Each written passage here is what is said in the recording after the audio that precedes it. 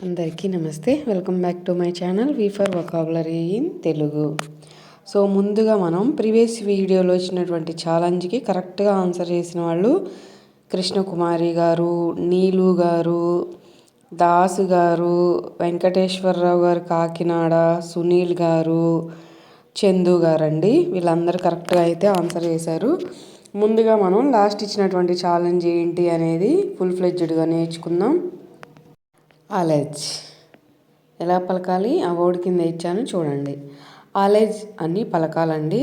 ఆలెజ్ అంటే నిందించడం లేదా ఆరోపణ చేయడం, సాక్ష్యం పూర్తిగా నిరూపించకముందే ఏదైనా జరిగింది అని వాళ్ళ మీద నింద వేయడం అని సందర్భంలో అడ్వాన్స్డ్ లెవెల్లో వాడతామండి. సో గుర్తుపెట్టుకోండి. ఈ పదాన్ని మనం చేసే పని కదండి. సో వెర్బ్ కింద కన్సిడర్ చేస్తాము. సో ఈ పదాన్ని మనం వాడి సింపుల్గా ఇంగ్లీష్లో మాట్లాడాలి అంటే she allege that her money was missing అంటే తన డబ్బు పోయిందని ఆమె నింద వేసింది, ఆరోపించింది అని అర్థం అన్నమాట. జనరల్గా అయితే మనం బేసిక్ ఇంగ్లీష్లో ఎక్యూజ్, క్లెయిమ్, అసెట్ అంటూ ఉంటాము. సో అర్థమైంది కదా. ఇంకెలాంటి డౌట్స్ లేవనే అనుకుంటున్నాను. మనం ఈరోజు చాలా ముఖ్యమైన ఇంపార్టెంట్ టాపిక్ అయితే నేర్చుకుందామండి. ఒక ముఖ్యమైన ఇంపార్టెంట్ టాపిక్ నేర్చుకుందామండి. మీకు వీటి మధ్య తేడా తెలుసా? అందరం మనం హోమ్ అంటాం, హౌస్ అంటాం. అసలు ఎక్కడ ఏది వాడాలి? మీకు ఎవరికైనా ఈ వీడియో చూడకముందే తెలిస్తే కమెంట్ సెక్షన్లో కమెంట్ చేయండి. ఇప్పుడు ఫుల్ ఫ్లెడ్జ్డ్గా అయితే నేర్చుకుందాం. మనం హౌస్ గురించి తెలుసుకుందాం. హౌస్ అని ఎప్పుడు అంటాము అంటే ఫిజికల్ బిల్డింగ్ అంటే అది ఒక భవనం అంటే ఇల్లు, కట్టడం గురించి మాత్రమే మాట్లాడాలి అంటే హౌస్ అంటాం. అంతేగాని హోమ్ అని అనకూడదండి. అర్థమైందా? అది ఏదైనా సరే ఒక స్ట్రక్చర్ గురించి మాట్లాడినప్పుడు మాత్రమే ఇల్లు అంటే హౌస్ అని మాట్లాడతాం. సో మీకు ఇంతకు మించి క్లియర్గా అయితే చెప్పాల్సిన అవసరం లేదనుకుంటున్నాను. ఇప్పుడు ఎగ్జాంపుల్స్ చూద్దాం. First example, I bought a new house. నేను కొత్త ఇల్లు కొనుగోలు చేశాను. Next, their house has 3 bedrooms. ఆ ఇంటి గురించి, కన్స్ట్రక్షన్ గురించి మాత్రమే మాట్లాడుతున్నారు. వారి ఇంటిలో 3 bedroomలు ఉన్నాయి. We are painting our house.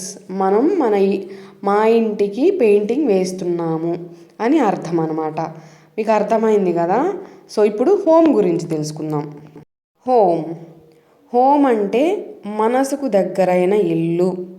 అంటే ఇక్కడ మనం చెప్పాలి అంటే ఎక్కడైతే మనం కంఫర్ట్గా, హ్యాపీగా మన లైఫ్ని స్పెండ్ చేస్తామో దాని గురించి చెప్పాల్సి వచ్చినప్పుడు హోమ్ అని మాట్లాడాలండి. ఇక్కడ మీకు బాక్స్లో ఇచ్చింది అదే అనమాట.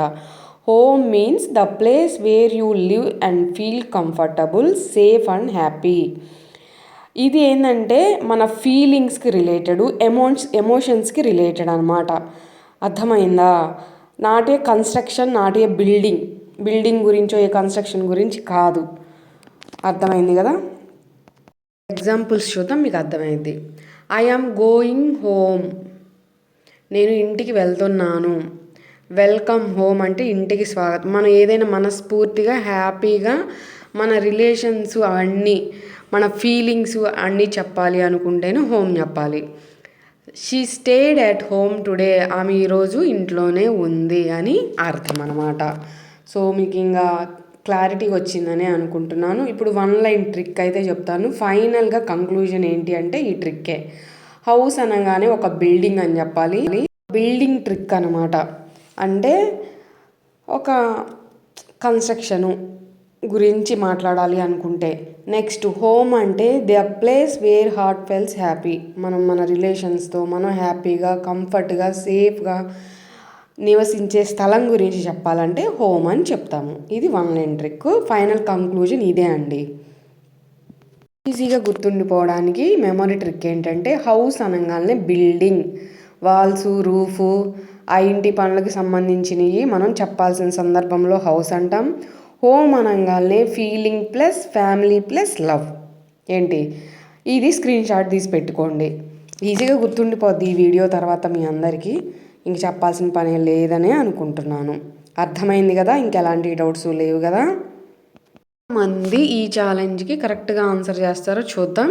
First challenge, after office I went fill in the blank. కింద 2 ఆప్షన్స్లో ఏది correct? Second challenge, we bought a new fill in the blank last month. So home house, ఏది కరెక్ట్ అనేది ఖచ్చితంగా ఈ వీడియో పూర్తిగా చూసిన వాళ్ళు వెంటనే ఆన్సర్ చేస్తారండి. చూద్దాం నెక్స్ట్ వీడియోలో ఎంతమంది కరెక్ట్గా ఆన్సర్ చేశారు అనేది. సో మీ అందరికీ చాలా యూస్ఫుల్ కంటెంట్ అని అనుకుంటున్నాను. మీ అందరికీ నచ్చినట్లయితేనే లైక్ చేయండి, హైప్ చేయండి. ఎవరికైనా యూస్ఫుల్ ఉందంటే తప్పకుండా మర్చిపోకుండా షేర్ చేయండి. మీరు ఈరోజే చూస్తున్నట్లయితే కంటెంట్ యూస్ఫుల్ అనుకుంటే సబ్స్క్రైబ్ చేసుకోండి. Thanks for watching my video.